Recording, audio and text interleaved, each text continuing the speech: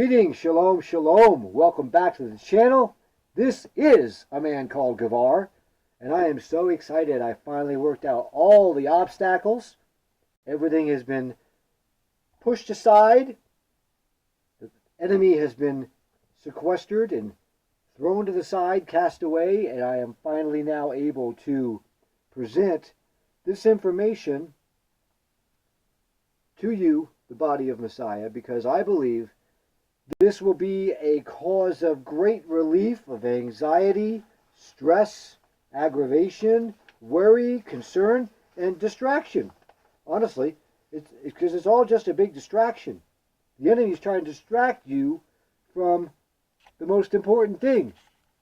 And the most important thing, my brothers and sisters, is to serve Yahuwah. Amen. Because that is why he put us here on the planet. He put us here to work a job. I'm sorry, I got news for you, brothers and sisters. I'm about to share with you a secret. A very, very important secret. Well, a very well-covered secret. You know, there's occultists out there. A lot of occultists, right? You've heard the word occult. It means to hide things. And these occultists have done a really good job of hiding things in plain sight. Because everything I'm going to share with you is in the public forum. I didn't go knocking down doors, break into people's houses at night to steal something out of someone's kitchen cabinet or bookshelf or library. I didn't go in there with a secret spy camera, a little pen in your pocket with a little pen on it with a camera on it and took pictures.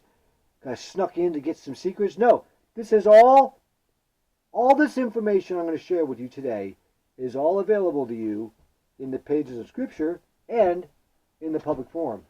Okay? So there's no reason you shouldn't know it. And even more so, if you've invested the time to pay attention to me presenting this information to you, you will be set free. Yahushua said, you will know the truth, and the truth will set you free. I'm calling this presentation, Serve Yahuwah or Work for a Living. You can experience the blessings of Yah in the wilderness here of Mitsrayim. That's where we are right now. It's prophesied in Yirmiyahu, actually back in Devarim, actually. I think it was Devarim. No, it was Yirmiyahu. Said that in the latter days, he will bring us back to Mitsrayim by ships. Think about that. How did people get to the New World? How did they get here? How did they come here from Europe, from the Netherlands, from England, from Ireland and Scotland and all parts of Europe? They had to go across that big old pond. How'd they do it? They did it in boats. So we've been delivered from our captivity in the old world into the new world by ships, just like Yirmiyahu said. And you will find yourself in a foreign land serving foreign Elohims. We're going to get to that. So, I welcome you and I encourage you to sit back and absorb this information. I promise you, brothers and sisters, if you take the time to prayerfully consider this presentation I'm bringing to you today, the information in the presentation. Sorry, I'm all. Y'all don't know what I went through just to get to this point where I have everything in line. I got my microphone working, I got my camera working, I got my OBS working, I've got coffee, I've got water, I've got my scriptures, I got my outline, I got my notes, and I'm ready to go. So I hope and pray, it is my prayer that this will liberate you, liberate your mind, liberate your body, liberate your very being, the depths of your soul. It will liberate you and allow you to serve Yahuwah with all your heart, all your soul, and with all your being. That is my prayer for you today, brothers and sisters, and that's why I took the time to put this information together. So let's go ahead and get into it. In this presentation, I'm going to unlock the secret of how to use the current laws, the twisted, deceptive laws that normally, in accordance with the prophet Habakkuk, twisted our justice system, so right ruling comes out twisted. I talked about in my first presentation. I'm going to show you how to unravel all that. and use the current laws to empower you as a believer in Yahuwah to rise above like Yahushua and walk on the waters above the financial, the social, and the spiritual stresses of life in modern day America. And I realize that's a very big promise to make. And you know what? In the words of my boy back east he's from New York, I'm from New Jersey, Dan Bongino, one of my favorite podcasters, I'm going to bring the receipts today, in his words. I'm going to show you how you can discover the secret, as I have, how through knowledge, you've got to read, you've got to understand, you've got to perceive it, you've got to absorb it, chew on it, take it in, and understand it. But when you get there and you understand the knowledge I'm going to share with you today, you'll be able to prosper, thrive in this financially challenging, I missed a G there, just realized my only typo here. This is a challenging time we live in. Inflation's through the roof. And people think it's going to get better with Trump. I got news for you. No, it's not. If he even makes it to office, we'll see. But if he's your savior, woe unto you. You should be trusting and abiding in Yahuwah and trusting in him. Woe unto him whose trust is in the arm of man, because it will fail you. I'm going to bring you knowledge today that will help you come into the kingdom, bring other people into the kingdom by simply having you get freed up to be able to obey the first and greatest commandment, which is, thou shalt love Yahuwah with all your heart, all your soul, and with all your being. So, let's get into it. Choose you this day whom you will serve. If Yahuwah is Elohim, then serve him.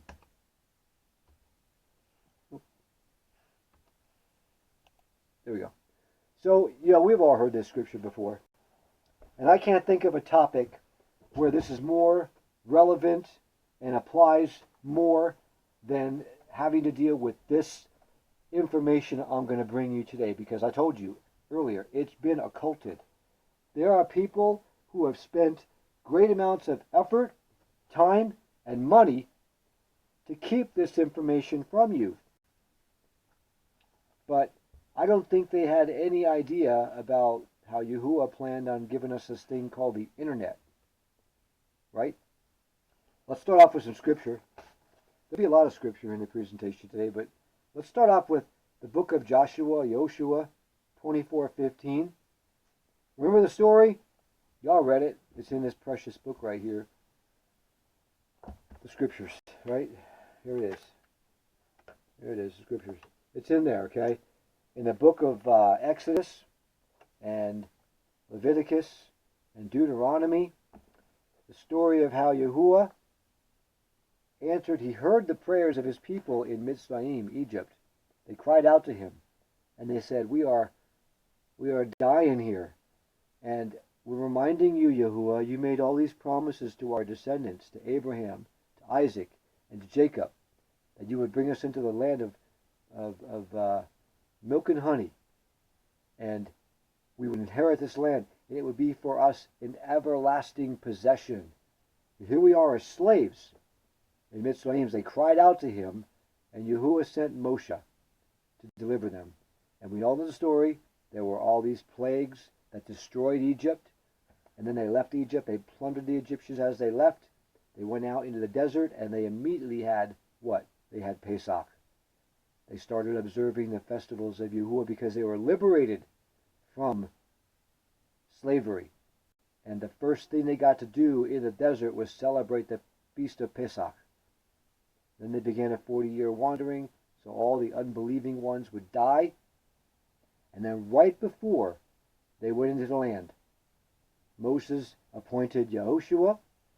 He died before they went in, and then they went in. Now we have Yehoshua, the book of Joshua, right after Deuteronomy. And Yehoshua is old. He's in age, and he's getting ready to go be with his fathers. And he says to them this, Joshua 24:15 rather. And I gave you a land for which you did not labor, and cities which you did not build, and you dwell in them. You eat of vineyards and olive trees, which you did not plant. Hold it right there before we get to this next important verse. I'm a farmer, okay? Vineyards and olive trees, they're not what's called annuals. They're what's called perennials. That means they don't grow in 1 year, give their fruit, die, and start over from seed again the next year. No, they stay, the plants, the trees, the vineyards and the trees, they continue to grow every year. And some vineyards and some trees, you'll plant them and you will not see a crop for 10, 15, sometimes 20 years. So the point I'm making here is Yahuwah is saying to them, those trees in the land that you're eating fruit from, those vineyards you're picking grapes from and making wine, you did not plant them, but I gave them to you. I removed the owners, the people who owned it, and I gave them to you. Why? Because we're a peculiar people. We're a blessed... Let me read some verses here. 1 Kepha 1:5-9. This is a remembrance that we are a special people of Yahuwah, and we deserve these things because he loves us. You also, as living stones, Kepha wrote, are being built up, a spiritual house, a set-apart priesthood. You are a chosen race, a royal priesthood, a set-apart nation, a people for a possession who were once not a people, but now you are the people of Elohim. Do sovereigns work? No, sovereigns don't work. Sovereigns sit back and have their servants serve them. We're a nation of sovereigns, he said. We're a chosen race, a royal priesthood, a set-apart nation. Okay? We get special treatment. We're one of those groups that we got, you walk into a party and there's a velvet roped off area, and all of a sudden you walk in, and the guard will go over, oh, over here. You're not, that's not your line. You're over here. Come on. And he'll open up the gate and let you go through and go to the front of the line. That's us, brothers. That's us, because Yahuwah loves us. Next verse is, and if it seems evil to you in your eyes, for this reason, what do you mean? Well, that doesn't seem fair. Yahuwah wouldn't do that. He wouldn't have special preferences. He wouldn't have favorites. Yes, he does. He just showed us.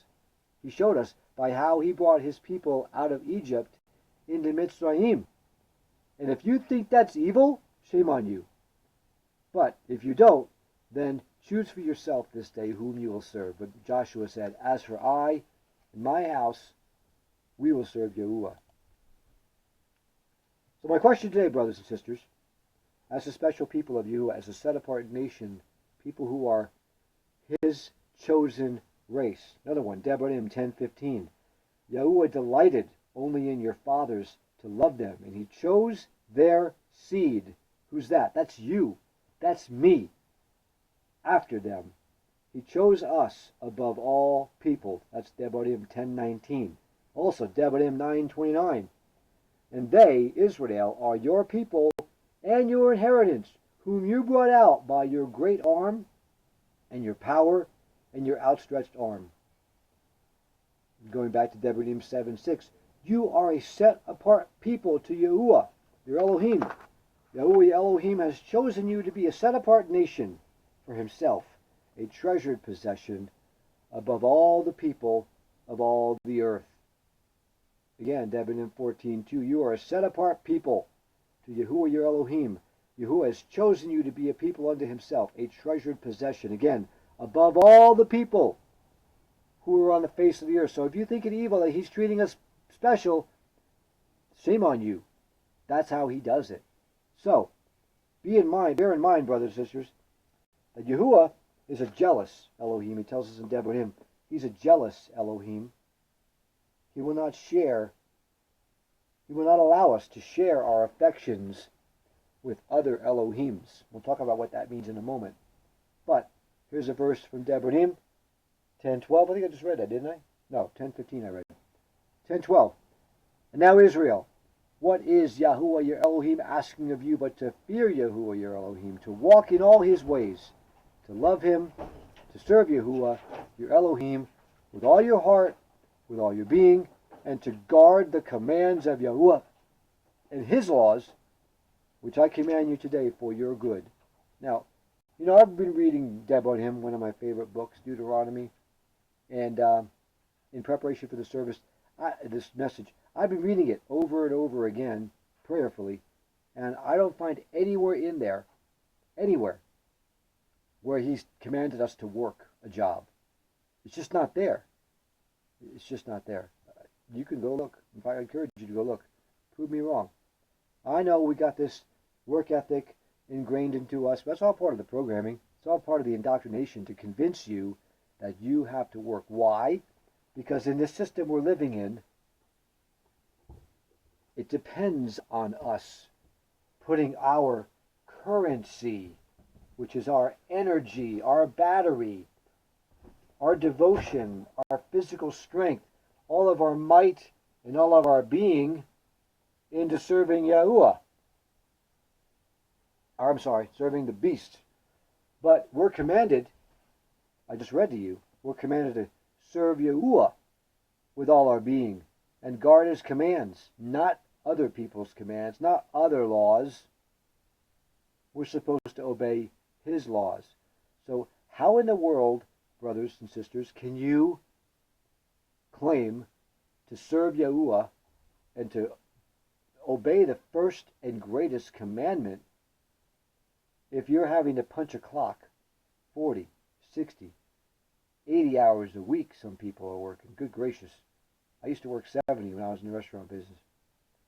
All for nothing. I talked about in my first presentation, let my people go. Do you realize I just made a hard, stern realization in these past weeks as I began to study this material and I began to seek out the meanings of words. The word money, for example, we'll talk about that moving forward. I've never made any money.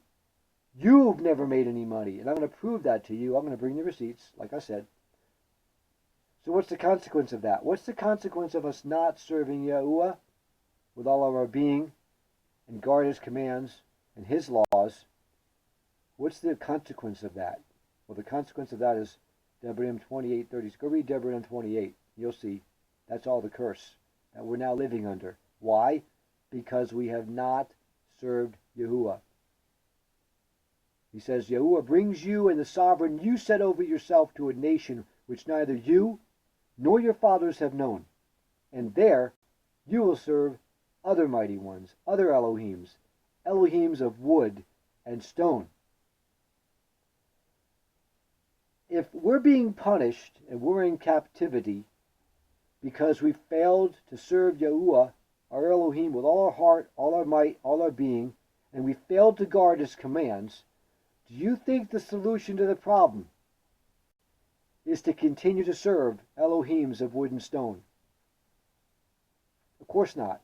It's inherently, that's what they call a rhetorical question. Of course not. There is no solution in, what did Einstein say? The definition of insanity is doing the same thing you've always done and expecting a different result. It's insanity. That's absolute crazy insanity. So what is an Elohim anyway? What does it mean? What's that word mean? Well, basically it means mighty one.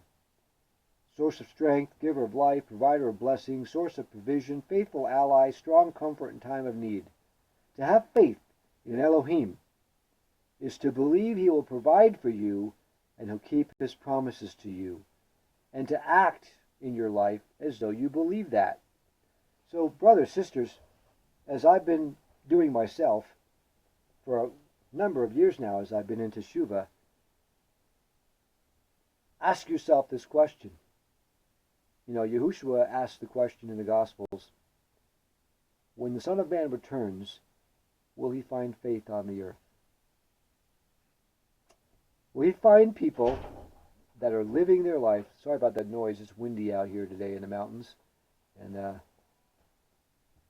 doors are getting blown in and out because they don't have latches, so they They get blown by the wind. Can't help it. I apologize.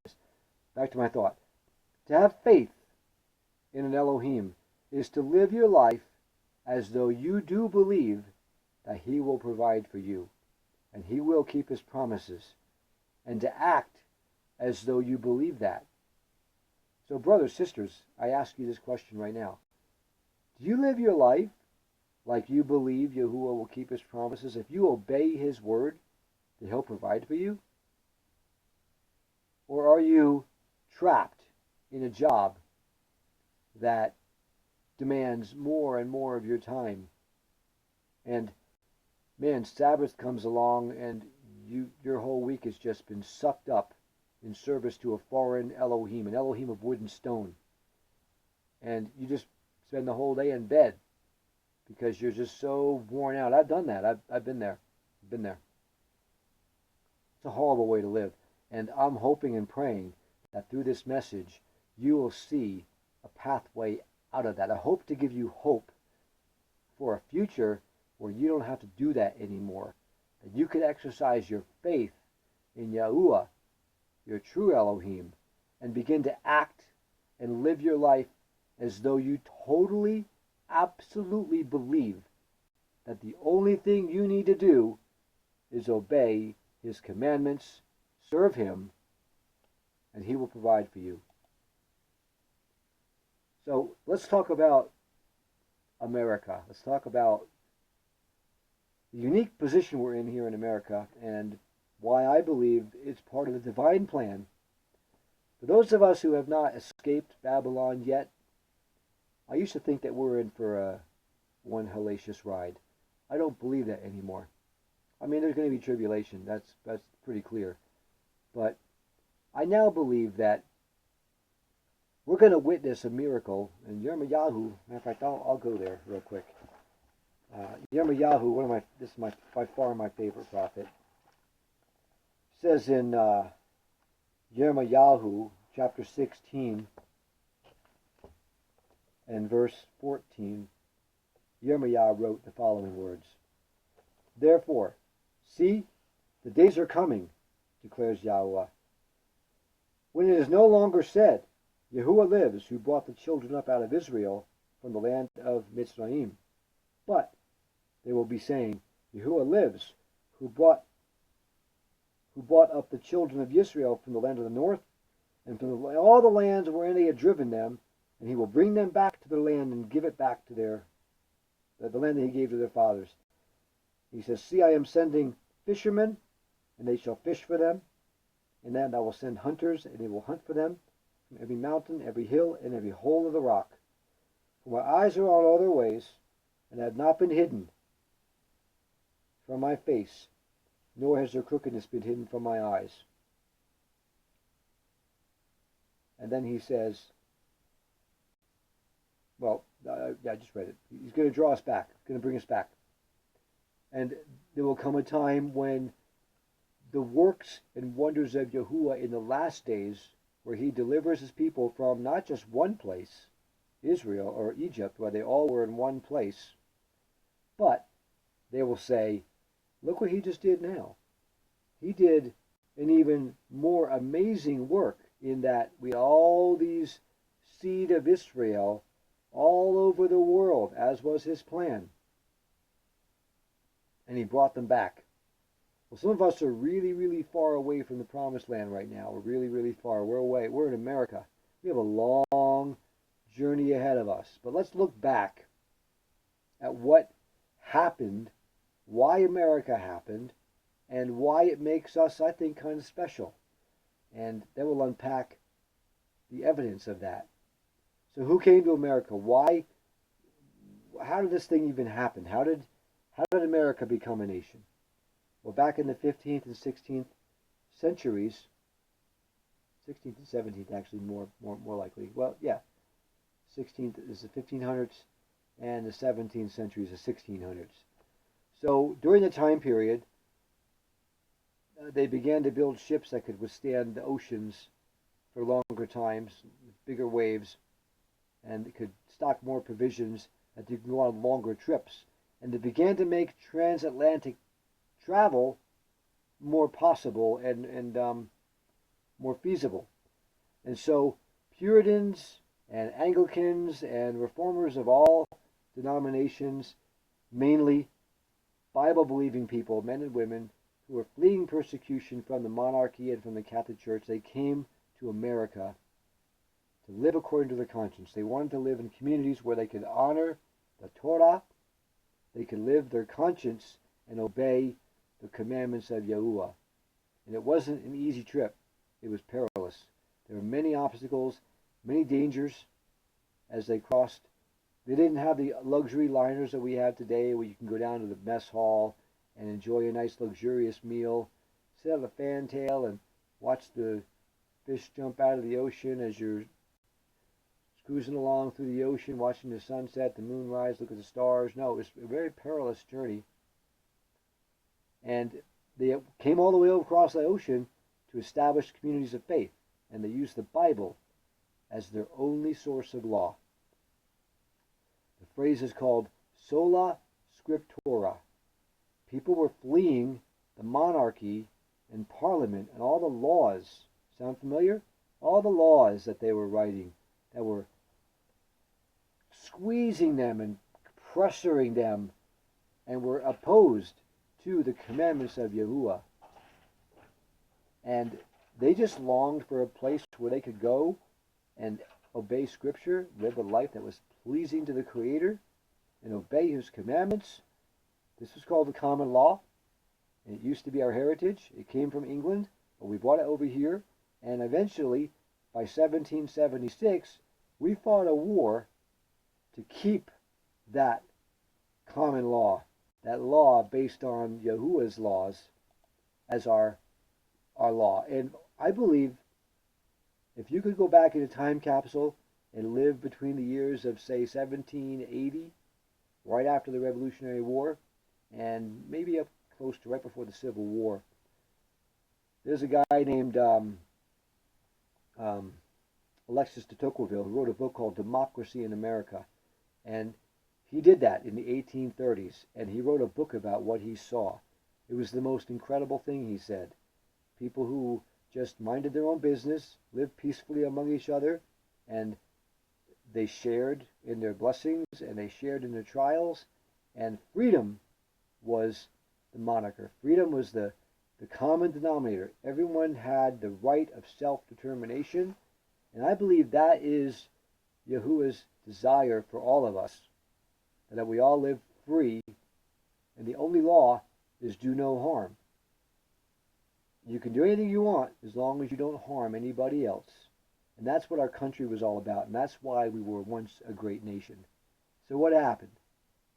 How did we get off track? Well, they say all good things must come to an end.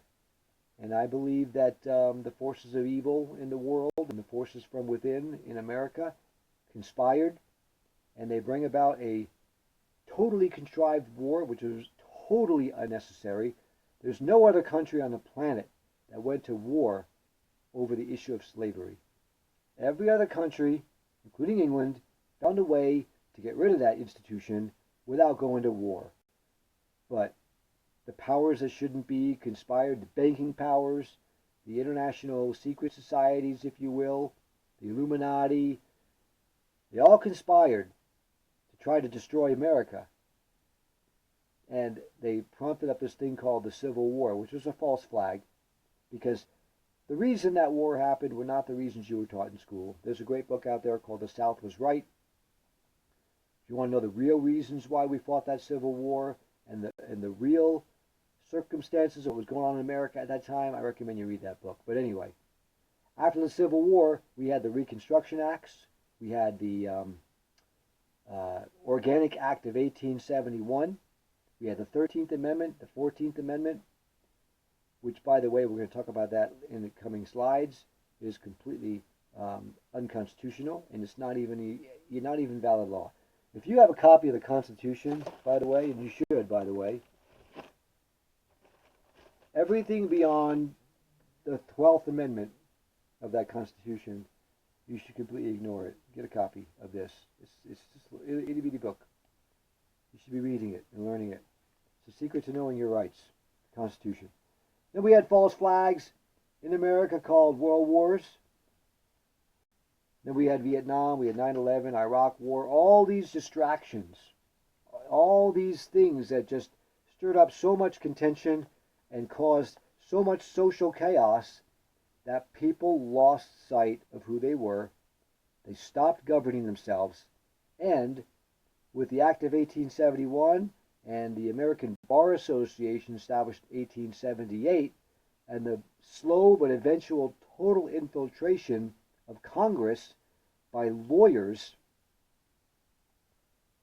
they took a corporation and they used the corporation to confiscate our rights under color of law and then sell them back to us as, quote, government services. So that's how it happened. That's how we got in the mess that we're in. We forgot who we were. We forgot that as a nation of believers in the Most High, who came here seeking freedom to worship Him, we forgot who we were.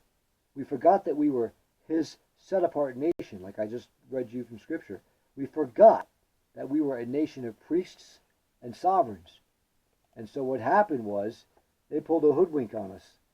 The old switcheroony. They used semantics and wordplay to trick us and trip us up.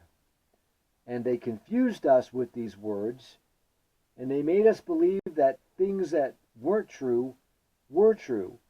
And it all starts with the 14th Amendment, which brought in United States citizenship, or the phraseology called a citizen of the United States. So 1855 was before the 14th Amendment, which came around in 1868, by the way, if you didn't know.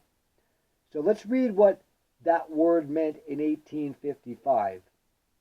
At its inception, all citizens of the American states were citizens of the states of the Union.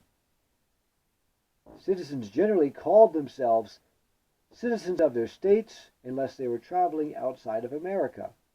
Any reference to being a, quote, citizen of the United States, end quote, was a generic expression, and it had no legal application. Prior to the enactment of the 14th Amendment, the California Supreme Court said the following: by metaphysical refinement in examining our form of government, it might be correctly said that there is no such thing as a citizen of the United States. 1855, no such thing as a citizen of the United States, but constant usage arising from convenience and perhaps necessity and dating from the formation of the Confederacy, that's the Articles of Confederation, not the Southern Confederacy, has given substantial rise to the idea that the term conveys. A citizen of any of the states of the Union is held to be and is called a citizen of the United States, although technically and abstractly there is no such thing. Okay, sorry, I just paused, had to go barricade those doors. The winds are getting really loud and cold in here, so I apologize. So here we have in 1855, we have the Supreme Court of California saying there's no such thing as a citizen of the United States. Okay, well, then we have the same California Supreme Court in 1927 saying this: that there is a citizenship of the United States and a citizenship of the state, and that the privileges and immunities of one are not the same as the other is well established by the decisions of this country. So, wait a minute. So in 1855, court said there was no such thing as a citizen of the United States or a U.S. citizen, and then in 1927, they're saying there is such a thing, and that it's different from a state citizen. So there's two different citizenships you can have. You can either be a U.S. citizen or a federal citizen, or you can be a state citizen. Well, what does United States mean? I'm glad you asked. 28 U.S.C. 3002, subparagraph 15, defines the United States as a federal corporation. Look it up yourself. Type in your browser 28 U.S.C. 3002, scroll down to paragraph 15, I believe it's A or H. It says, the United States is defined as a federal corporation. And if you look at the UCC, which is Uniform Commercial Code, which is how they basically do business, it's the business regulations and laws, and it breaks it down into different sections. Section 3 has to do with negotiable instruments, which is our money, which we'll talk about moving forward. And UCC 9307H in a title called Location of Debtor. That's interesting. We'll get back to that. The United States is located in the District of Columbia. What? Yeah, so that means unless you were born in D.C., you can't even be a U.S. citizen. Now, I know there might be some of you out there, maybe one or two or a few, that were actually born in the District of Columbia. There's a solution. You can expatriate to become an American, but technically you are a U.S. citizen because of where you were born. But generally speaking, since the U.S. is a corporation, can you be a citizen of Walmart or McDonald's or Home Depot? No, you can't. Not unless you're insane. I'm not insane.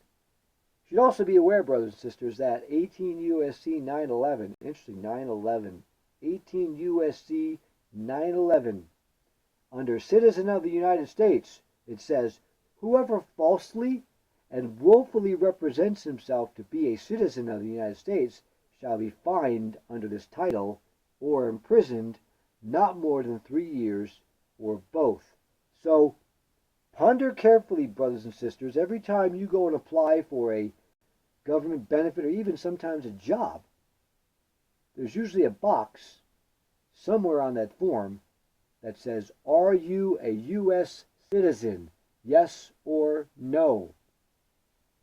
Be careful how you answer that question, because if you falsely and willfully present yourself as a U.S. citizen and you're not, which you're not, because no one is, I'm going to talk about that in just a moment, then you could be going to jail for 3 years. So be careful about how you throw that around. So that's the lie of citizenship. What other lies have they told us? Well, they told us a big one when it comes to money and credit. Now, in my first video called, I called it Let My People Go. Sorry, escape me for a moment. I talk a great deal about money and currency, but we're going to just touch on these two words, money versus credit. Let's define what those words mean. So money is defined in Black's Law Dictionary. In usual and ordinary acceptation, it means gold, silver, or a circulating currency which is backed by gold and silver, things like gold and silver certificates. Those are they actually say, I don't have any on me anymore. They were stolen from me. I had several examples I bought in porn stores. You can probably find them in a porn shop. I had a break-in in Taos and they got stolen along with my silver. Yeah. So they'll actually say on the paper, it'll say silver certificate or gold certificate. That's not what you have in your wallet right now. If you take out your money in your wallet right now, brothers and sisters, you'll find nothing in there but Federal Reserve notes. Let's read on. Gold and silver circulating currency as a medium of exchange. That means there's something of value. They actually have value. You can take those certificates, go to a bank, and redeem them for gold or silver. But money says does not embrace notes, bonds, or evidences of debt or other personal or real estate. So in other words, you can't use your house or a car as money. It doesn't work that way. But it also says does not embrace notes. But if you take out your wallet and you look in your wallet, what do you have in there? Read it. It says Federal Reserve notes. They are evidences of debt, brothers and sisters. They are an obligation of the United States. This Elohim that you're serving, called the United States, if you're claiming to be a U.S. citizen, if you have a driver's license and A qualification, by the way, of having a driver's license is you must be a resident in a federal territory. What's a federal territory? State of this or state of that. Those are federal territories. There's another lie. The organic definition of a state is, like, for example, my state is New Jersey State. It is called that. It's called New Jersey State. Why are they called the colleges? Florida State, Nebraska State, New York State, New Jersey State, because that's what the organic constitution recognizes as the physical land masses that were once part of the federal union or the state of the union. New Jersey State is my home state. State of New Jersey is a federal territory. And if you got a license from the state of whatever state you're in, then you are a federal citizen. You are residing in a federal territory. See how they trip you up? So that's money. Money is not notes. That's the point I was trying to make here. What's credit? Credit is defined as time allowed to the buyer of goods permitted by the seller in which to make payment for the goods, or the ability to defer payment. Focus on that phrase.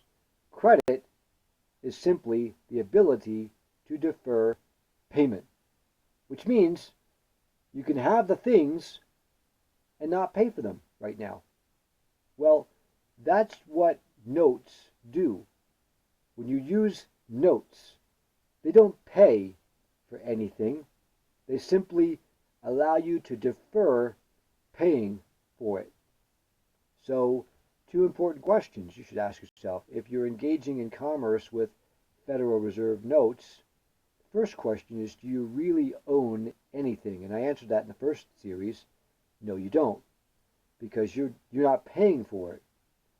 Since 1933, we've been living in this crazy economic policy where we're just kicking the can down the road and nothing is being paid for. We are discharging debt, kicking the can down the road, but we're not buying anything. We're not paying for anything. We're using credit. And Federal Reserve notes are just one type of credit available to you. And we're going to get to, in a moment, what the other types are. So you don't have to use Federal Reserve notes. They're not the only source of credit available to you. There are two others I know of, and we'll get to them in a moment. Let's define once again, or look at these quotes I had in the first presentation, where J.P. Morgan said, "Gold and silver coin are money, everything else is credit." And then this famous ancient maxim, gold is the money of kings, silver is the money of gentlemen, barter is the currency of peasants, and credit is the currency of slaves. I just want to also draw your attention to the fact that I recently discovered the word peasant, what the word peasant means. The meaning of the word peasant is a farmer who has left the field in pursuit of a job in industry. Again, a peasant is a farmer who has left the farm and is in pursuit of a career in industry. And to me, that means, what was Adam? What was Adam's job? What was what was the will of Abba, Yahuwah, for his first creation? He told him to tend the garden. So Adam was a farmer. To be a peasant is to leave the will of Yahuwah and go and search for a job in industry. So my question is, how many peasants do we have out there? I used to be one, but not anymore. The choice is yours, brothers and sisters. And now we get into the meat of my message, and I'm going to wrap it up here in the next 15 minutes or so. Try to make it under an hour. In 1861, Lincoln bankrupted the private corporation called United States, and of course 10 years later they established the corporation. But in 1861, at the outbreak of the Civil War, he established the Public Charitable Trust. And a trust, if you don't know what a trust is A trust is a vehicle that's been used for centuries by the rich and elite and the powerful. You place property inside the trust, and then the trust is governed entirely by the trustees, and you can't access the property without permission of the trustees. Okay? Simplified version of a trust for you for the understanding of our presentation today. So then, when they began to conquer the southern states, they then put that property into that trust. So, when we arrive in 1833 with the bankruptcy, we have the government telling us that private ownership is now no longer possible. But you can have use with government permission, and that's called in law usufruct. Use of the property, you get the benefit of the fruit of the property, but you don't own it. Ownership is invested somewhere else by someone else. So I believe what has happened now, we find ourselves in the situation we're in because we've been bad children. We've misbehaved. We've not been obedient to his commandments. And so Yahuwah has allowed this to happen due to our lawlessness, our Torahlessness. He's taken away our toys, so to speak. And the only way to get them back is to grow up and prove you can be trusted and honorable about it. You can't be greedy. Basically, I've learned that we can have access to all the trust assets that we want.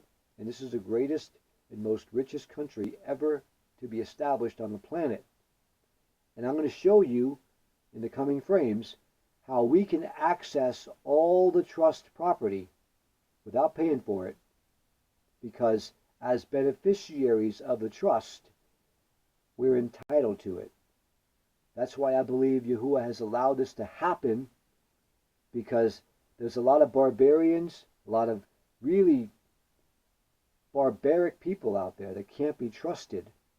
And so the government has stepped in and taken all the property. They take all the toys away, and now they only allow the adults among us to utilize those toys, the property. The rest of the slaves have to work like peons, like peasants, to get anything. Okay? And there was a famous quote from Teddy Roosevelt at the Jamestown Exposition in 1907 that he said, "You can never escape being governed. You must either govern yourself, or rest assured, you will be governed." And that's what's happening. We are being governed by ruthless tyrants, pedophile, scumbag lawyers, because we have refused to grow up. We have been petulant little children, and so I believe Yahuwah has taken the toys away, so to speak, and only by growing up, becoming responsible, can we once again access those trust assets and use them without paying for them. So in a way, I believe this is an example of the paradox that I heard about recently of good coming forth from evil. Now, evil can never manifest good. There's never any good that comes forth from evil. However, evil can never manifest good. But good can come forth from evil. It's a paradox. It's really a strange thing, okay?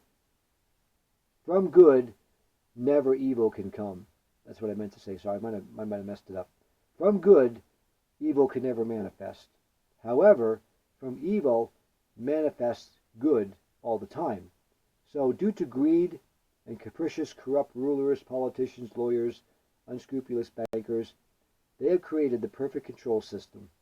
However, those who know and can apply the, quote, remedy can live literally without working for a living. And that's what I hope to share with the body, teach you how to do that. So it's also been said, I've read this frequently in my studies, that the reason we are in debt up to our necks is because everyone continues to work for a living. It's very true, because think about it. They took away our gold and silver in 1933. There's no longer any gold or silver, which is really money. all they can offer you, this false Elohim, all it can offer you is Federal Reserve notes, which are not money. They're just an evidence of debt. They're an IOU. The government says, hey, come to work for me, but I can't pay you. The best I can do is I can give you these debt notes, these IOUs. And with these IOUs, you can buy things. You don't really own it. We just talked about that. But you can have them temporarily. But there's a trick, and I'll get to that in a later frame. So those who are working for a living are actually creating the debt that continues to rack up. We're up to $35 trillion now in debt.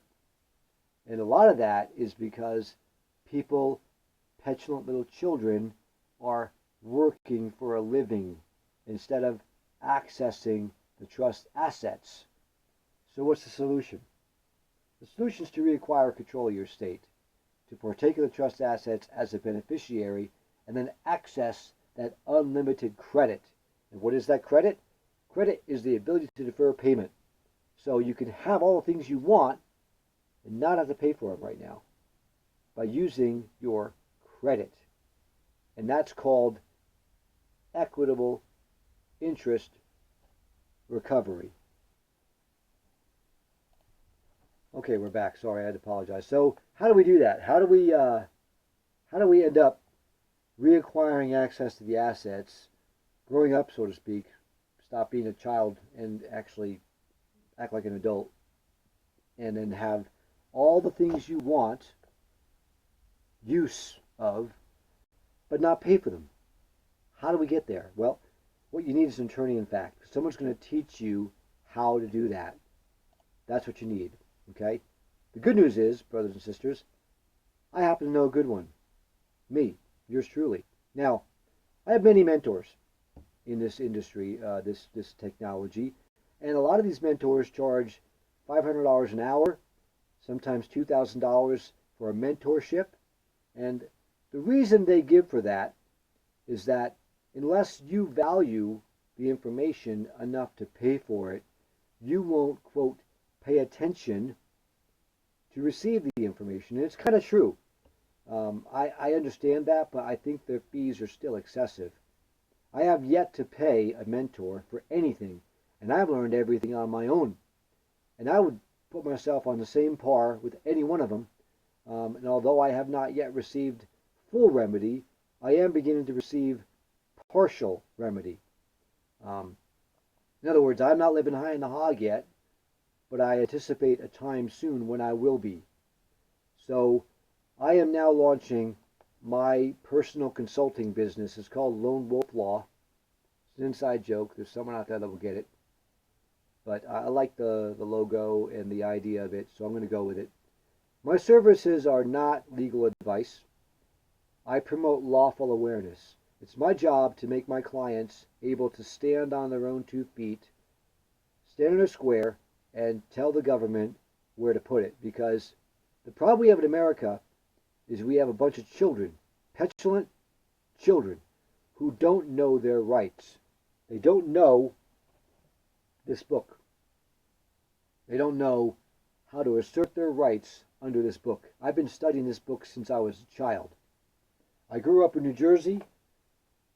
The place where I grew up was 50 miles radius of 50 miles. Every major battle of the Revolutionary War that George Washington fought, and most of them he lost, was fought within 50 miles of where I grew up. So I've been bathed in this my entire life. My father, the one thing he did that was good for me was he instilled in me a passion and a love for freedom and for the greatest country on the planet, the United States of America. Not the United States. That's a corporation. We just talked about that. I've been studying this my whole life, particularly, very seriously, for 15 years now.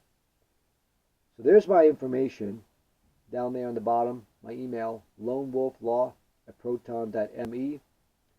If you want to reach out and talk to me on phone, I actually prefer you email me first, and then if you want to consult, a 1-hour consult right now is just $99. you can sell me the money there, and we can arrange an appointment to have the consult, and then we'll begin to develop a personalized plan for you. As you look at these list of services, you can pick and choose which ones you want. Now, the biggest, most important thing is the first one, equity interest recovery, accessing that credit that we just talked about, because that's what that is. Equity interest recovery is accessing your credit. Look at it this way. Let's say I'm a businessman and I launch a restaurant. And I come to you and I say to you, hey, I'm really close to launching my restaurant. I just need $5,000 and I can finish getting everything I need and I can open up shop. So you give me the money. Now you're an investor in my business. So I open the business and I'm confident that things are going well, but as every business takes time to build an income stream. And I come to you and I tell you, I'm sorry, I can't pay you back your money right now, but I will at some point. But right now I can't. So instead of paying you right now, here's what we're going to do. Anytime you want to come into my restaurant, you can come into the restaurant, have your meal, take your family out for a nice meal. When the bill comes, you just simply sign for it. And I'll know that you are taking back your interest on your investment. That is pretty much a simple way to look at this. The government, before you were even able to know about it, before you even of age, even 18 years old, the government took your estate, they took your property, and they used it as collateral to invest in international commerce and trade. And they were successful at it. We are a leader in the world economy. So now, because you've invested in all that, because you were the person that provided the capital indirectly, because you gave them your estate, and they then leveraged that and they invested the money they got from that investment, they invested in international commerce, and now we're successful. Drive around. Go to your neighborhood. You've got car dealerships, you've got RV and camper dealerships, you've got truck dealers, you've got John Deere tractor shops, you've got Harley Davidson motorcycles, you've got Walmarts, Home Depots, all these Tractor Supply, all these companies have all these products, and you made it possible. So you're due and owing credit for all that. I hope that makes sense. That's the simplest way to understand how this all works. There's also other services I offer. Power of attorney, help with passport. I'm working on mine right now. IRS revocation, training on how to do that, how to tell the IRS to take a hike, and they'll do it. Credit repair, if you want to work on the credit thing, credit denial reversals, constitutional enforcement training, child support, if you're stuck in that, I can help you with that. Traffic tickets, right to travel, DOT tags for your automobile, property, foreign grantor trust, common law express trust, bringing a claim in equity, and most importantly, personal consultation on concepts of sovereignty. Now, I'll be honest with you folks, there's a free way and there's a fee way. Everything I've shared with you today is available on the internet for free. Everything. Not all in one place, but you can dig it and find it. Okay? These topics have been my passionate topic of study of mine for 15 years. I do have many mentors. All the resources are available to you to read for free. Like I said, if you don't pay attention, you won't reap a harvest. There'll be no benefit to you. You must pay attention. I will continue to produce videos on my YouTube channel. That's always going to be free. I'll usually list the mentors in the description box so you can go back and look at them later on. However, my time is not free. I simply can't make myself free to everyone. I just can't do that. So, I believe I've earned a right through my diligent study of these topics to offer my services in the marketplace. Now, if it were my choice, I would only work for gold and silver coin because that's true money. But I realize most people don't even know that that's what money really is. And so all they have is fiat currency. And I'm very aware of that. very, very aware of that. And few people have coin to offer as payment. Although I prefer to work for true money, I'm aware that if my goal is to elevate my students to the same level I'm at, I must meet them where they're at. And therefore, I must be available to be paid in fiat currency. Personally, I can't think of a better way to redeem your Federal Reserve notes than to put them as an investment in pursuing the remedy, equitable interest recovery, which once you receive that remedy, you will forever be free of having to work for Federal Reserve notes. So I look at it as a great way for you to invest what you have towards what you hope to achieve. So I offer that to my clients. So be aware though, even if you were to only use the free resources that you have available to you through my channel and through all the mentors I'll turn you on to, you must pay attention. There is no such thing as a free lunch. You cannot just write something down on a piece of paper that you saw someone else do and have it work for you. It doesn't work that way. That's how you get thrown in jail. Okay? So I'm also recovering from, I became a targeted individual while I was in New Mexico. That's why I fled to Arizona. So I'm struggling still getting back on my feet. So your support would help me as I can help you to get able to where you can stand on your own 2 feet. A couple spelling errors here. I always try to replace the capital I with the lowercase I, because capitalizing the I capitalizes you for commerce, whereas the lowercase I represents a stick man, a real man. The head is the dot, and the I is the stick. It's just something I learned one of my teachers, and it I never want to be capitalized. I always want to be the man that I am, not capitalized for profit. So I seek to empower the family of faith. It's my goal and my hope that I will be able to be appealing to those of faith because I share your faith. I'll try not to take students who do not share my faith, but sometimes it won't be possible. How is that money going to be spent? Okay, so if you invest in my services, I live pretty much a unique lifestyle with a cultural exchange program called Workaway, where I'm living right now. For example, I don't pay for my rent. I don't pay for my food. I help out around the land. That's my work. So I don't need money for rent. I don't need money for food. But the expenses I do have are preparing my claims, seeking my own remedy. So I got paper, ribbons, postage, certified mail expenses, registered mail expenses, so forth. And you'll have them too. And also, if I want to print things for you, document preparation, my time is involved in that, so there's money involved in that. If I get to travel, which I hope to do, to meet people, gas, wear and tear on the vehicle, so forth. Attire. I've been living for about 10 years now as a journeyman farmer, pauper farmer, so I've got to replace my wardrobe. I've got to get to a place where I can prepare to be able to go and stand toe-to-toe with a judge and a lawyer and a prosecutor in court. So I need to play the role. I need to dress up to go up. So some of the money I receive in fees will go toward building up my wardrobe. Okay? Because I got to play the role of attorney in fact. And so I have to dress that role up. I want to look that way for my clients too. Okay? And there's also office setup costs, marketing, and so forth. I expect this to be a big deal. I hope it's a big deal. I hope that the message is appealing to people. I hope that the interest in the material is out there, because think about it.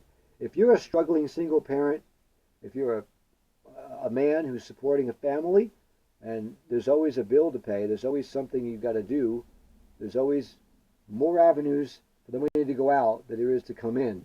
Okay?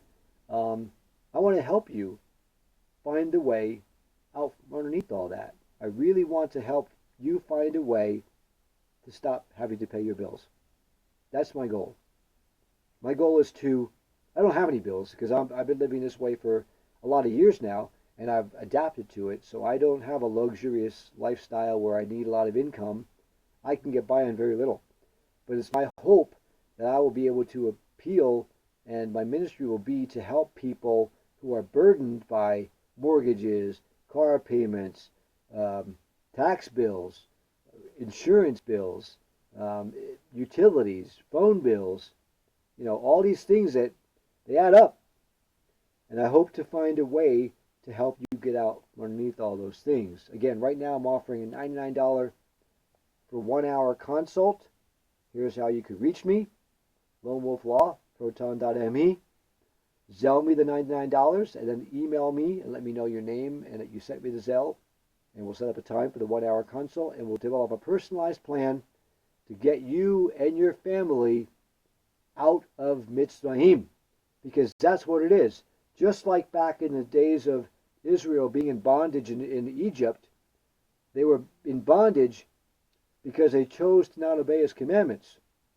It's the same thing here. So the solution is for you to start obeying his commandments to get out from underneath that bondage. That's what I hope to teach people. So one last thing I want to talk about that you should be aware of in closing. Here's the real reason why you should want to get out from underneath this system of working for Federal Reserve notes. This is the real danger. The whole thing started because the president declared a national banking emergency. And they brought in the National Banking Acts, they brought in public policy, public law 7310, which was HJR 192, which introduced for the first time ever the privilege of discharge. Discharge of debts. Again, discharge doesn't pay debts. It simply discharges. So as a U.S. citizen, you are extended the privilege of discharge of debts. You could be an American, and you could use credit to defer paying for everything, and that's what I teach you through my mentorship. Or you could be a U.S. citizen, which we talked about. You don't want to be that because there's 3 years in jail, right? Up to 3 years in jail. But a benefit privilege of U.S. citizenship is that you get to discharge debt. If, for some reason, the president were to end the national banking emergency, that privilege would go away. And when that privilege goes away, all the debts that you assumed and used discharge to acquire would now all of a sudden become due in full, in pay again. So, any and all the debts you've been paying with Federal Reserve notes or are currently paying with Federal Reserve notes, the balance would be due in full at that moment. So, and let's say they brought back a gold and silver backed currency, you'd still be obliged to repay all those debts with the new currency. So you'd be starting from page 1 all over again. So all your hard work is for nothing. You need to be aware of that. The privilege of discharge is only available to you while the banking emergency is in place. And I presume that if they ever did end the banking emergency, and Trump talked about that, he did mention something about ending the Fed. If he did that, that would mean they would institute a new currency. And I think it would be some kind of crypto-based central digital currency. And at that point in time, you'll be forced to accept it or face bankruptcy. And this, I think, could be the mark of the beast. That's a kind of a perfect setup for bringing in the mark of the beast. I'm not trying to scare you. You know, we're not supposed to be afraid. Yahushua said, don't be afraid, fear nothing. He's always with us. And I believe you shouldn't be afraid. But I do believe you should prepare for that. So you should think carefully about whether or not you want to continue partaking of a benefit privilege of a U.S. citizen, or would you rather partake of the remedy, the credit, the ability to defer payment, enjoy the property. You don't lose anything. You get to keep all the property, but you get to defer payment. That's what credit, equitable interest recovery, is all about. You get to defer paying and get to keep all the things you have. I hope that makes sense. Okay? So there it is. Just over an hour and 10 minutes. That's pretty good, I think. Again, if you're not willing to invest an hour and 10 minutes in the solution, then it's not worth your time. And I thank you for taking the time to hear this message. I hope that you understand it. If you don't, feel free to email me questions, comments. Put them in the comments below the video, and I'll be happy to try to answer them directly. If you want to book a consultation, right now it's $99. There's the Zelle number right there. That'll go right to my bank account, and I will get a notice of that, and then I'll expect an email from you letting me know you did that, and give me a couple potential times we can get together and book that 1 hour. Again, man called Gavar, Lone Wolf Law, at your service. Shalom, shalom.